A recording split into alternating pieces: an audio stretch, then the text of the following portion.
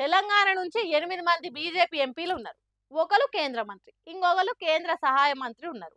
ఆయన కేంద్ర సర్కార్ నుంచి ఆంధ్రప్రదేశ్కు పైసలు ఇచ్చినట్టు, పనులు శాంక్షన్ చేసినట్టు తెలంగాణకి ఎందుకు చేస్తలేరని చాలా మంది అడుగుతున్నారు.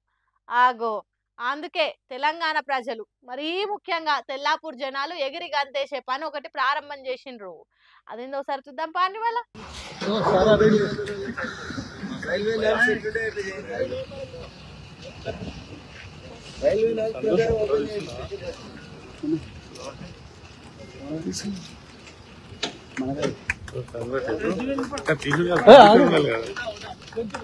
చూసిండ్రా ఎంపీ రఘునందన్ రావు ఏం ఓపెన్ చేసిండో? అవును, రైల్వే గేట్ను షురూ చేసిండు. గేటుకు రిబ్బన కట్టి చుట్టూ 10-20 మంది సప్పట్లు కొడుతుంటే సంబరంగా రిబ్బనగా తెచ్చిండు. ఎంత గొప్పగున్నదో కదా.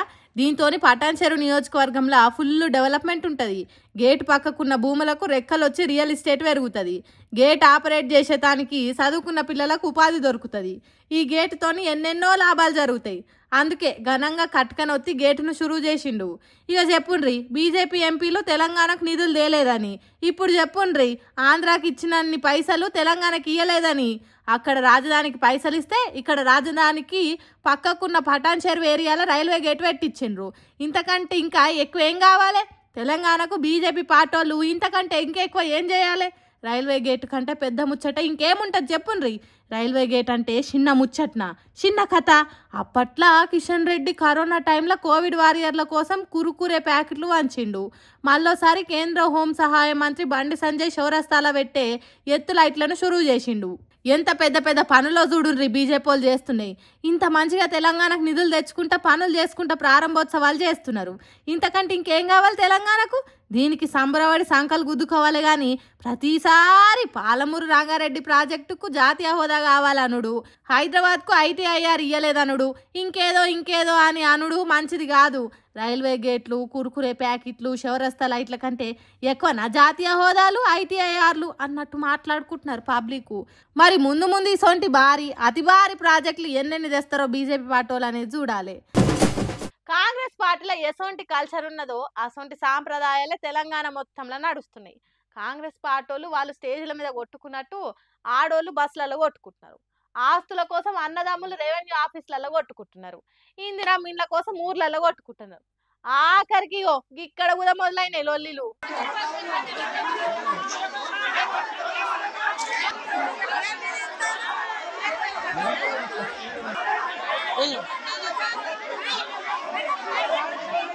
యథా రాజా తదా ప్రజ అన్నట్టు తెలంగాణ నేలుతున్న కాంగ్రెస్ పార్టీలో లొల్లులు జరిగినట్టే ఊర్ల పొంటి జనాలు కూడా కొట్టుకుంటున్నారు. రేషన్ షాప్ల కాడ నిలబడ్డ జనానికి ఓపిక తక్కువైనట్టున్నది. ఒకళ్ళ మీద ఇంకోళ్ళకు రేషం వచ్చి పొట్టు కొట్టుకుంటున్నారు. ఇగో గీ అన్నకు తలకాయకు, మోచేతికి, మూతికి, ముక్కుకు బాగానే దెబ్బలు తాకినాయట. ఈ నడుమ రాజకీయ లీడర్ల తీరుగా జనాలకు కూడా కొట్టుకుని అలవాటైనట్టున్నది. బస్సులల్లా, ఇందిరా మిన్ల కాడ, రెవెన్యూ ఆఫీసులల్లా, ఆఖరికి గీ రేషన్ షాప్ల కాడ కూడా కీసులాటలు పెట్టుకుంటున్నారు. ఇడిచి పెడితే ఇయ్యరమయ్యర కొట్టుకొని తన్నుకొని తలకాయలు అలగొట్టుకునేటట్టే ఉన్నారు. 3 నెలల బియ్యం ఒక్కసారే ఇస్తున్నారు కదా రేషన్ షాప్లల్లా. అందున సన్న బియ్యం ఇస్తున్నదా తెలంగాణ సర్కారు. అందుకే ఇట్లా జాతర తిరిగి వచ్చిండ్రు. 10-15 రోజుల నుంచి ఇట్లా సన్న బియ్యం ఇస్తున్నా మందోడుస్తలేరు. ఈ లొల్లులు ఆగుతలేవు. అదిగాక సర్వలు సతాయించుడు జరుగుతుండే. అందుకే పొద్దంతా నిలబడి బియ్యం తీసుకోవాల్సి వస్తున్నది.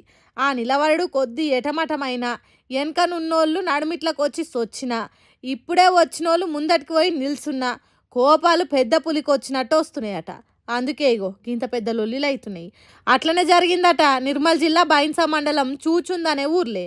లైన్లో నిలబడ్డోళ్ళ తోపులాటలు ఎక్కువయ్యి రేషన్ షాప్ ముందు ఉన్నోళ్లకు రేషం వచ్చి బాగానే ఫైటింగ్ చేసిండ్రట.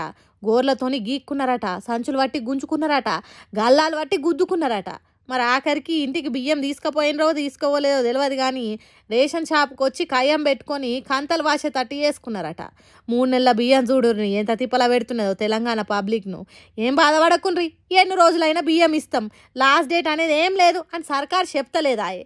బియ్యం అయిపోతే ఉపాసమే ఉండాలనా అని తిప్పల పడుతున్నారు. ఇట్లయితే ఎట్లనో ఏమో పోన్రి.